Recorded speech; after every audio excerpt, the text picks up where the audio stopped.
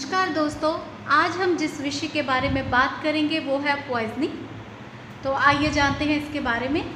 तो सबसे पहले हम यहाँ पे इसकी डेफिनेशन यानी कि परिभाषा देखेंगे। तो वो है a substance which taken into the body in insufficient quantity will harm और डिस्ट्रॉय लाइफ। यानी कि वो पदार्थ जो कि असीमित मात्रा में बॉडी में ले लिया जाए और वो बॉडी को नुकसान दे या फिर ज़िंदगी को ख़त्म कर दे।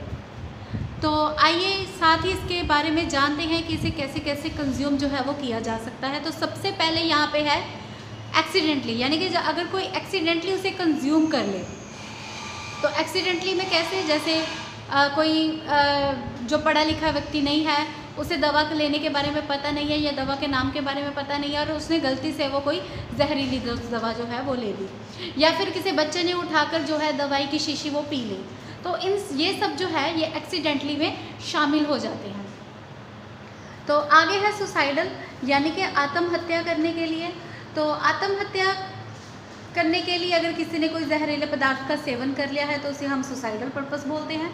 और आगे है होमोसाइडल, यानी कि अगर किसी की हत्या करने के लिए वो दवा जो है वो नशीला पदार्थ जो है, जहरीला पदार्थ जो है उसे दिया जाए तो उसे होमोसाइडल पर्पस बोलते हैं। तो आइए अब जानते हैं इसके रूट्स के बारे में। तो दोस्तों रूट्स में सबसे पहला जो है वो है ओरल, यानी कि मुंह के द्वारा।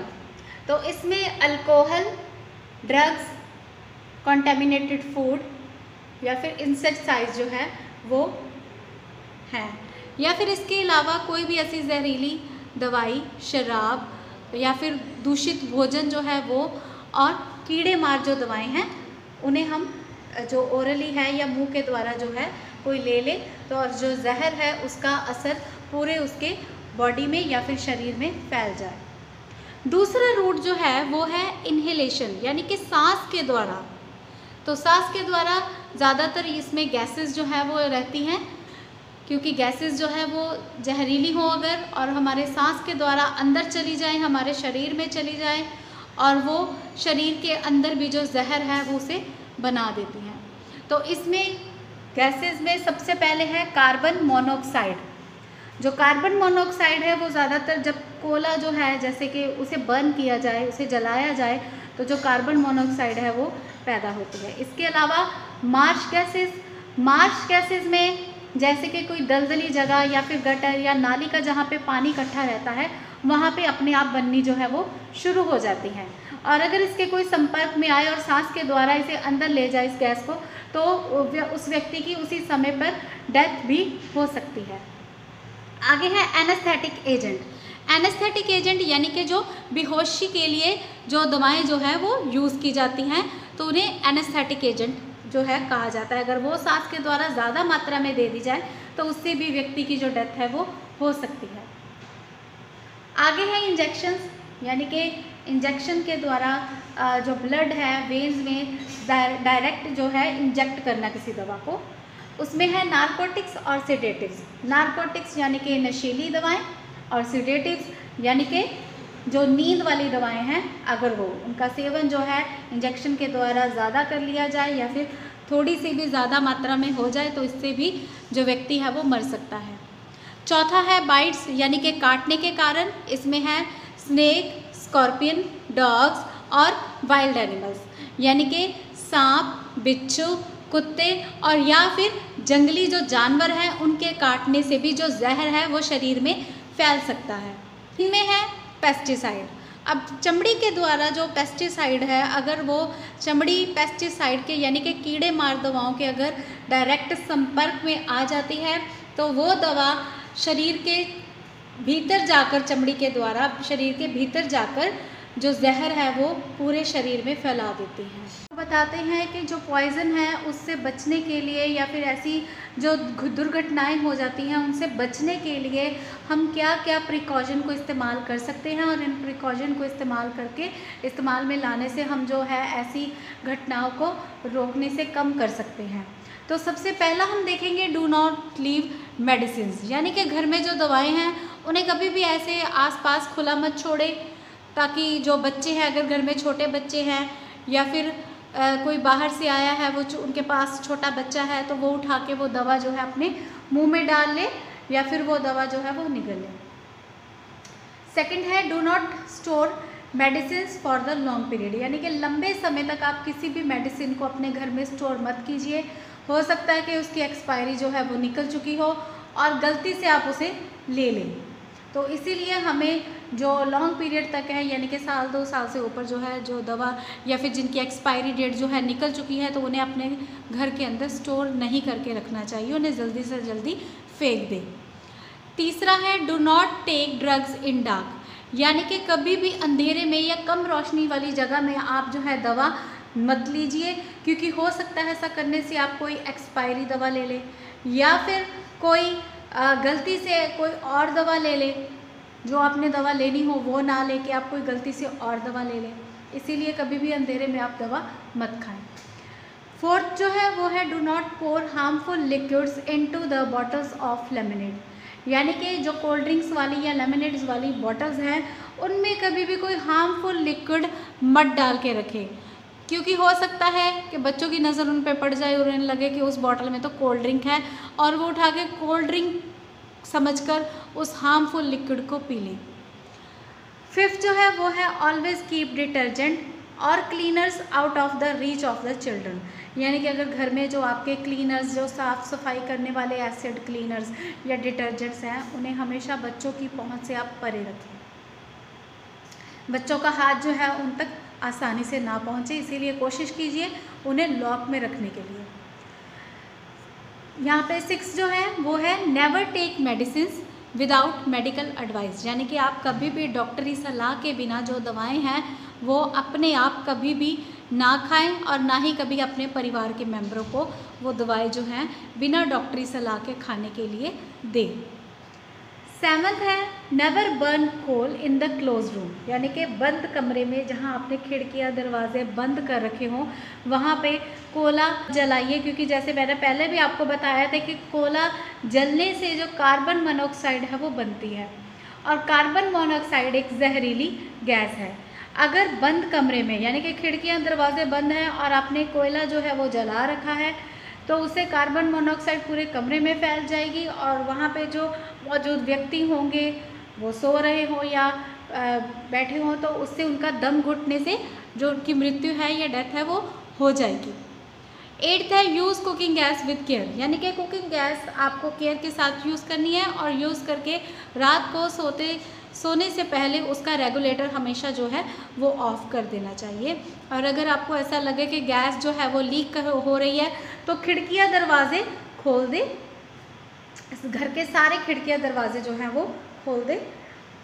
अगला जो है वो है 9th avoid contact with dogs which are not immunised, यानी कि जो गली के आवारा कुत्ते हैं या फिर ऐसे जो जिनकी इम्यूनाइजेशन जो है रेबिस के लिए नहीं की गई उन कुत्तों के साथ कांटेक्ट में आने से संपर्क में आने से आप अवॉइड ही करें तो बेहतर है, या फिर ऐसे कुत्तों के साथ छेड़छाड़ बिल्कुल मत कीजिए, हो सकता है कि वो छेड़छाड़ करने से वो आपको काट ले। 10th जो है वो है avoid contact with snake scorpion और वाइल्ड एनिमल्स, यानी कि जहाँ पे सांप बिच्छू या ऐसे जंगली जानवर होने का खतरा हो वहाँ उन जगहों पर जाने से आप परहेज़ करें, उन जगहों पर जाने से आप ना ही जाए तो बेहतर है। पॉइजनिंग की फर्स्ट एड मेजरमेंट के बारे में, या फिर अगर किसी को पॉइजनिंग या फिर किसी ने गलती से कोई ड्रग्स वगैरह जो है इंड्यूस कर ली हैं तो उसके लिए हम क्या मैनेजमेंट जो है वो कर सकते हैं। तो सबसे पहले है जो फर्स्ट पॉइंट है वो है try to find what has been swallowed, यानी कि अगर पेशेंट कॉन्शियस है तो आप उससे पूछें कि उसने क्या खाया है, कितनी मात्रा में खाया है और कब खाया है, यानी कि कितनी देर हो चुकी है उसे खाए हुए को।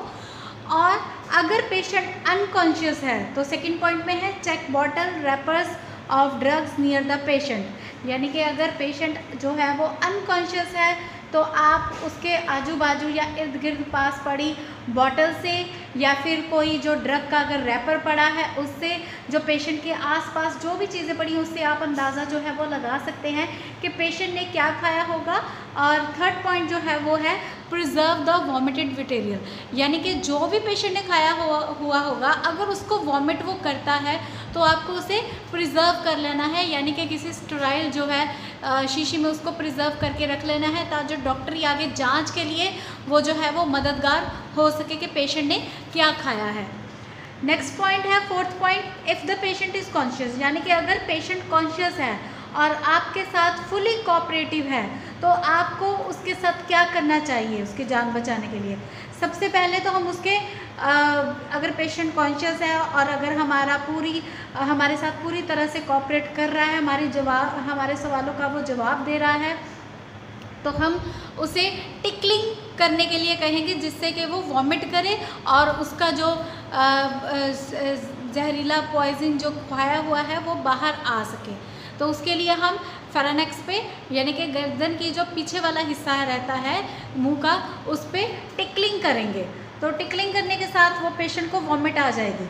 और अगर ना आए तो उसके लिए हम, अगर टिकलिंग ना कर पाए हम, तो एक कॉन्सेंट्रेटेड सॉल्टी सोल्यूशन बना के, जो दूसरा है हमारा, यानी कि थोड़ा सा पानी लेके, आधा ग्लास पानी लेके उसमें खूब सारा आप नमक डाल दें, यानी कि 2-3 चम्मच जो है नमक के डाल दीजिए और वो पेशेंट को पिला दीजिए अगर पेशेंट कॉन्शियस है और फुली कोऑपरेटिव है तो इससे भी जो पेशेंट को उल्टी है वो आ जाएगी।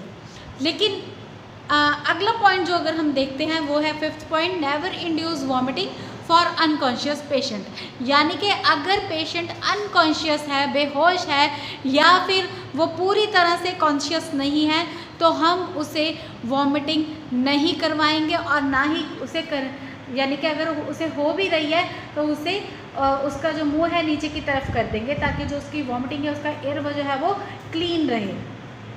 अगला 6 पॉइंट है गिव मिल्क, टी और कॉफ़ी आफ्टर वॉमिटिंग। अब जब हमने वॉमिटिंग करवा ली, अब देखिए अनकॉन्शियस पेशेंट में हमें वॉमिटिंग नहीं करवा ली, लेकिन अगर हमने कॉन्शियस पेशेंट की वॉमिटिंग करवाई है तो उसके बाद आप उसे पूछ सकते हैं कि उसका कुछ खाने या पीने का अगर मन कर रहा है तो उसे मिल्क, टी या कॉफ़ी जो है आप उसे दे सकते हैं अगर उसका मन है। और उसके बाद आपको पेशेंट को डॉक्टर के पास लेके जाना है आगे के ट्रीटमेंट के लिए, मेडिकल एडवाइस के लिए। करते हैं गैस पॉइजनिंग के विषय के बारे में। तो अगर गैस पॉइजनिंग हुई है तो आपको क्या क्या मेजरमेंट्स करने की ज़रूरत पड़ेगी। तो सबसे पहले तो जिस कमरे में जो गैस है वो फैली हुई है, जहरीली गैस, तो उससे आप पेशेंट को हटाएंगे, यानी कि उस कमरे से आप पेशेंट को बाहर लेके जाएंगे, दूर लेके जाएंगे। दूसरा है अवॉइड क्राउडिंग, यानी कि आपको आसपास पेशेंट के भीड़ इकट्ठा नहीं होनी देनी, जिससे कि पेशेंट को जो है वो सांस लेने में दिक्कत आ सकती है, क्योंकि उसे फ्रेश एयर नहीं मिलेगी। तो आपने कोशिश करनी है उसे फ्रेश एयर देने की, इसलिए आपने भीड़ इकट्ठा होने से उसके आसपास रोकना है। तीसरा है उसके जो लूजन क्लॉथ, यानी कि उसके कपड़े जो हैं वो हमें गले के, छाती के और कमर तक के जो कपड़े हैं उसके लूज़ करने हैं, यानी कि अगर पेशेंट ने टाई लगाई है या फिर उसका जो कॉलर बटन है उसे हमें खोल देना है। अगला है लास्ट वाला 4th point, take the patient to the doctor, यानी कि पेशेंट को जितनी जल्दी से जल्दी हो सकता है आप डॉक्टर के पास लेके जाएं, ताकि अगर उसे रेस्पिरेटरी की अगर ज़रूरत हो, आर्टिफिशियल रेस्पिरेशन की ज़रूरत हो तो वो भी उसे मिल सके, और डॉक्टरी सहायता के लिए, मदद के लिए जो आप है पेशेंट को डॉक्टर के पास लेके जाएंगे। अब बात करते हैं पॉइजनिंग थ्रू स्किन के बारे में, यानी कि अगर स्किन के थ्रू जो पॉइजनिंग है वो हो चुकी है, तो जैसे कि मैंने आपको पहले स्टार्टिंग में बताया था कि ये ज़्यादातर इंसेक्टिसाइड या फिर पेस्टिसाइड्स के इफेक्ट के कारण जो है स्किन के थ्रू पॉइजनिंग बॉडी में चली जाती है। तो इसमें जो सबसे पहला स्टेप है वो है वॉश कॉन्टेमिनेटेड एरिया, यानी कि जो कॉन्टेमिनेटेड एरिया है जहाँ पे स्किन जो है पॉइजन के कांटेक्ट में जहाँ पे आई है उसे आप ठंडे पानी से अच्छी तरह से उस एरिया को वॉश कीजिए। दूसरा जो है वो है रिमूव कॉन्टेमिनेटेड क्लॉथ्स। अब आपने जो कॉन्टेमिनेटेड क्लॉथ है पेशेंट के वो उतारने हैं, रिमूव करने हैं, लेकिन ध्यान रहे कि आप अपने आप को प्रोटेक्ट करें, अपने हाथों को प्रोटेक्ट करें। जब आप पेशेंट के क्लॉथ्स जो है रिमूव करें तो ऐसा ना हो कि क्लॉथ से जो केमिकल है या इंसेक्टिसाइड या पेस्टिसाइड है वो आपके स्किन को टच करे। थर्ड है encourage the patient to take the plenty of water, यानी कि आपने पेशेंट को कहना है कि वो ज़्यादा से ज़्यादा, जितना ज़्यादा हो सके वो पानी पिए। उसके बाद फोर्थ जो है वो है watch for development of twitching and fits, यानी कि आपने अगर कोई ट्विचिंग या फिर फिट्स यानी कि दौरे अगर पड़ रहे हैं या फिर उसको ट्विचिंग जो है वो डेवलप हो रही है, पेशेंट के जो फेशियल मसल्स हैं वो मुड़ रहे हैं, तो उसके लिए आपको ध्यान रखना होगा और जल्दी से जल्दी आपको मेडिकल एड जो है वो चाहिए। इसके लिए आप जल्दी से जल्दी किसी डॉक्टर से या किसी हॉस्पिटल के साथ जो है पेशेंट को संपर्क में लाएं और उसे उसका ट्रीटमेंट जो है दिलवाएं। करते हैं फूड पॉइजनिंग के बारे में। तो फूड पॉइजनिंग जिसका के मेन कॉज है इंजेक्शन ऑफ कंटेमिनेटेड फूड या फिर डिकम्पोज फूड, यानी कि अगर कोई दूषित खाना या फिर ख़राब हुआ जो बासी खाना है आपने खा लिया, तो ये जो है उसका मुख्य कारण है फूड पॉइजनिंग का। तो ये रैपिड ऑनसेट के साथ, यानी कि इसके जो अगर ख़राब खाना, दूषित खाना खाने के बाद कुछ ही घंटों में इसका जो असर है वो दिखने लग जाता है और जो साइन एंड सिम्टम है वो शुरू हो जाते हैं। अब देखेंगे साइन एंड सिम्टम के बारे में, तो वो है डायरिया, अब्डोमिनल पेन यानी कि पतले दस्त के साथ जो है पेट में दर्द होता है, blood and mucus in stool, यानी कि खून के साथ जो स्टूल में म्यूकस है वो भी आता है, फीवर एंड वॉमिटिंग, और उल्टी के साथ साथ बुखार भी जो है आ सकता है, और उसके बाद जो है वो डायरिया वो शुरू हो जाता है। और इसमें जो है 2 से ज़रूरी नहीं है कि सिर्फ 1%, तो इसमें जितने लोगों ने भी वो खाना जो है खाया होगा वो सभी इस फूड पॉइजनिंग के जो हैं शिकार हो जाएंगे। तो आइए अब बात करते हैं एक्यूट एल्कोहलिक इंटॉक्सिकेशन की, यानी कि अगर शराब पीने की वजह से या फिर किसी नशीली वस्तु का जो सेवन करने की वजह से है, अगर हो जाए तो अल्कोहल की वजह से हो जाए तो उससे हम कैसे पहचान सकते हैं। तो सबसे पहले हम यहाँ पे बात करेंगे माइल्ड की। माइल्ड एल्कोहलिक इंटॉक्सिकेशन में क्या है, स्ट्रॉन्ग स्मेल ऑफ अल्कोहल, यानी कि जो विक्टिम है उसके मुँह से जो अल्कोहल है उसकी एक स्ट्रॉन्ग स्मेल आएगी। राउडीनेस, यानी कि वो अपने आप को ही सब कुछ समझेगा और दूसरों को कुछ तुच्छ जानेगा और इस तरह से बात करेगा कि जैसे वो जो कह रहा है वो सब कुछ ठीक है।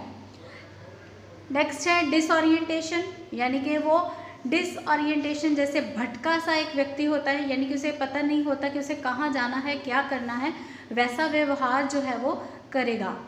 अगला है इररेलेवेंट टॉक, यानी कि उसे बोलने में भी दिक्कत आएगी, जैसे आम बातचीत करते हैं वैसे वह नहीं कर पाएगा। लास्ट है इनकोऑर्डिनेशन, यानी कि वो कोऑर्डिनेट नहीं कर पाएगा, जो सामान्य जैसे काम करते हैं वैसे वो नहीं कर पाएगा। और अगला आगे बात करते हैं मॉडरेट की। अगर मॉडरेट अल्कोहलिक इंटॉक्सिकेशन हुआ है तो उसे हम कैसे पहचानेंगे, तो उसमें जो व्यक्ति है वो अनकॉन्शियस हो जाएगा, यानी कि बेहोश हो जाएगा। उसके बाद हाइपोटोनिया, यानी कि उसकी जो मसल टोन है वो कम हो जाएगी। तीसरा है डायलेटेड प्यूपल, अगर हम उसकी आँख को खोलेंगे तो उसकी जो आँखों की पुतली है वो हल्की सी डायलेट, यानी कि फैली सी, नॉर्मल से हल्की जो है वो फैली सी देखी जा सकती हैं। आगे हम बात करेंगे स्वीयर की। अगर स्वीयर अल्कोहलिक इंटॉक्सिकेशन है तो उसका कैसे पता चलेगा, तो पेशेंट जो है वो डीप कोमा में चला जाएगा, यानी कि अगर स्वीयर उसे इंटॉक्सिकेशन हो चुका है तो वो कोमा में चला जाएगा। इरेगुलर ब्रीथिंग, यानी कि सांस लेने में उसे दिक्कत आएगी, ठीक तरह से सांस नहीं ले पाएगा। उसका जो प्यूपिल है, आँख की पुतली है, वो हल्की सी वो ज़्यादा फैली होगी, आप उसे देख सकते हैं आँख खोल के। और उसके गिरने की वजह से उसे हेड इंजरी, यानी कि उसके सर में चोट लगने की वजह से उसकी डेथ भी हो सकती है। और अगर वो कहीं गिर गया है तो उसके सर में चोट लग के ब्लीडिंग या फिर इस तरह की जो प्रॉब्लम्स हैं उसे वो आ सकती हैं। तो इसी के साथ ही दोस्तों हमारा जो पॉइजनिंग का आज का टॉपिक है वो ख़त्म होता है। अगर आपको ये अच्छा लगा हो तो प्लीज़ इसे लाइक करें, शेयर करें और हमारे चैनल को ज़्यादा से ज़्यादा सब्सक्राइब करें। धन्यवाद दोस्तों।